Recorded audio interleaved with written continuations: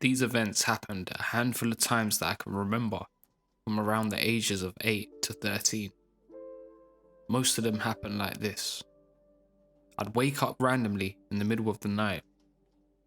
There were no crazy lights outside or anything like that, just this overwhelming sense of, there are people in here. Then I'd hear a commotion, like little kids scampering around me. I didn't want to open my eyes, but they opened anyway. I had a nightlight, so there was just enough illumination to see. My body was frozen in place.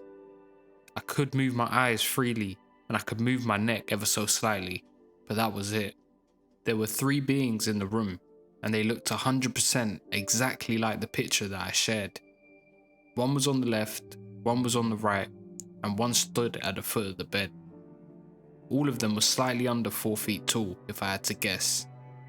I tried to scream bloody murder, but my voice didn't work. My mouth just wouldn't open. But somehow, they could still hear it. And I get something from them, like, why do we have to go through this every time? It's time to go. It's fine. You know it's fine. You know you're coming back. Words really can't describe what this communication was like. It felt like a combination of your own internal dialogue being projected back at you, mixed with another bizarre, sterile, uncanny valley kind of voice, along with emotions and visual concepts being pushed directly into your mind. All of it, all at once. It was fucking terrifying. Honestly, words still don't do it justice. I think these intense negative emotional states really interfered with whatever they were trying to accomplish, or at least made it much harder, or made the visit last longer, and they didn't like that. So they would make every effort to calm you down as much as possible. But seriously, what the hell? You put someone through that and expect calm compliance? But then again, they were non-human. They were operating on a completely different wavelength, a different vibe, a different philosophy, something totally alien to our own. At that point, I'd be levitating about 3 feet off the bed, like something out of The Exorcist. I'd be moving feet first towards the bedroom wall, and there was absolutely nothing I could do about it. I was mentally screaming about being crushed into the wall, and then I'd get the voice again with all the wall concerns. You see a wall, but what is a wall? I know that sounds funny when I explain it now, but I can assure you, in the moment it was pure horrifying, pure David Lynch level dark surrealism. And keep in mind, I was 9 years old, and this thing was basically asking me rhetorical, serratic questions. Then, while all this was happening, I would literally pass through the wall of our house, like it was a mirage. Next thing I knew, I'd be floating through the backyard, like I was lying on some invisible hospital gurney. The same 3 being formations stayed around me, just like it had at the bed.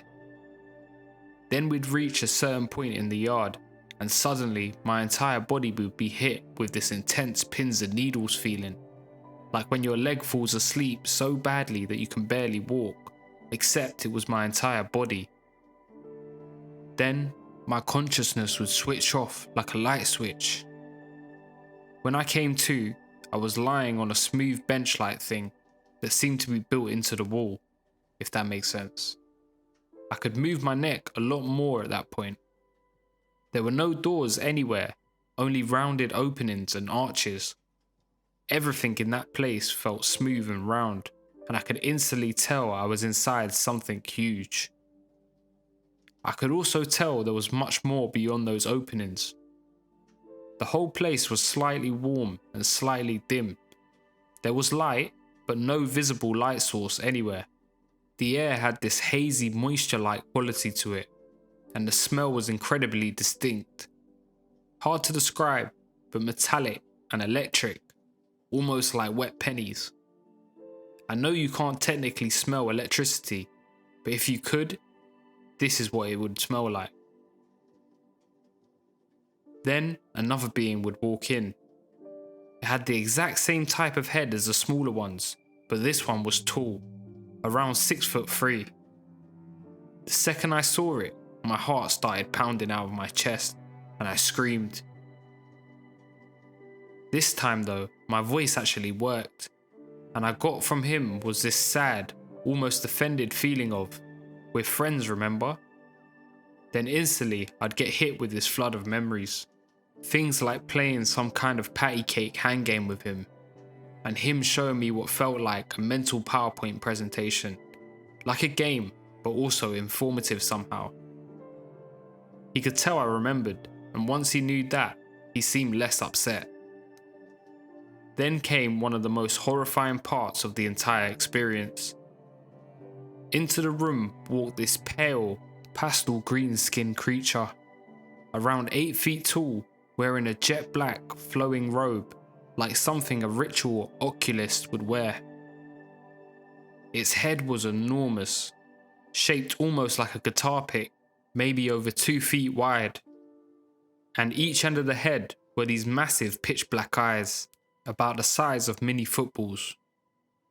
It had 2 tiny dots for a nose and a 3-inch slit for a mouth. Its knee joints bent backwards like a grasshopper's, and its fingers were around 8 inches long.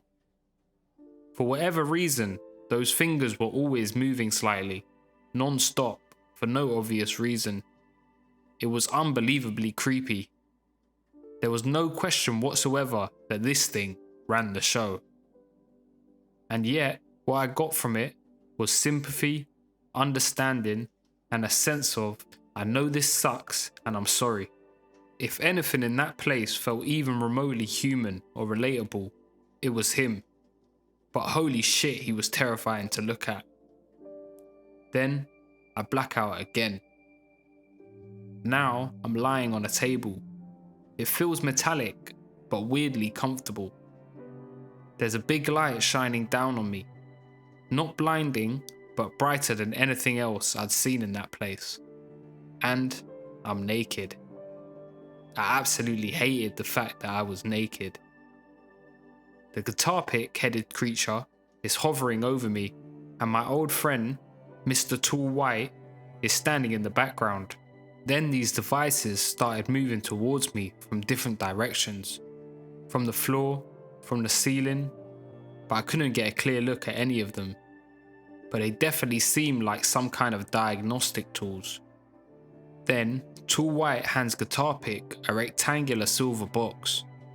Inside it is a long tapered wand-like instrument, maybe about 10 inches long. And immediately, I'm like, nope, fucking nope, I do not want the wand. Then Guitar Pick reassures me with something like, "Hey bud, I know you hate this, but remember, it's never as bad as you think." He was the only being there that seemed to have anything close to a sense of humour. I remember asking him, "Why? What the fuck is that? What are you doing?" And the response I got was bizarre, and honestly kind of funny, in a very surreal way. He showed me a scene from my favourite movie at the time, RoboCop. Specifically the scene where Bob Morton tells RoboCop, "You're gonna be a bad motherfucker." I think the point was to make me feel cool, almost like a superhero. Like it was some attempt to distract me from the fear and from how invasive the whole thing was. But I swear to God, that wand went 4 inches into my head. It was semi-painful, definitely not pleasant, and while it was happening, I could feel these zaps and pops at regular intervals, gradually increasing. Then, I'd wake up back at home in my bed. My pajamas and underwear would be on backwards. It would be the late morning and I'd feel groggy. My parents would wonder why I slept in so late, because normally I was always up at the crack of dawn to watch cartoons. And that was a typical visit. There's more to it, but that's all I'm up for revisiting right now. It was traumatic as hell, and still, to this day, I don't know what to make of it.